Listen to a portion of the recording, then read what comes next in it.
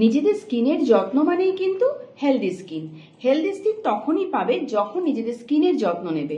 আর স্কিনের যত্ন কিন্তু কখনোই এমন কোনো প্রোডাক্ট নিয়ে নিও না যেটা ইউজ করতে করতে স্কিন পাতলা হয়ে যায়। কিভাবে জানো স্কিন পাতলা হয়? স্টেরয়েড যুক্ত ফর্সা হওয়ার প্রোডাক্ট ইউজ করে। তাই একদম এগুলো ইউজ করো না। একটা সুন্দর ডে আর নাইটের কেয়ার করো। কিভাবে দেখে নাও। উইলোবার্কের ক্লেনজার দিয়ে মুখটা ধুয়ে নেবে, সিল্ক হাইল্যান্ড ডেজেল ক্রিমের সঙ্গে হাইলোরনিক সিরাম মিক্স করে ব্যবহার করবে। আর রাত্রিবেলার জন্য অলিভেন 1000 নাইট ক্রিমের সঙ্গে 24 ক্যারেটের এই সিরামটা মিক্স করতে ভুলবে না।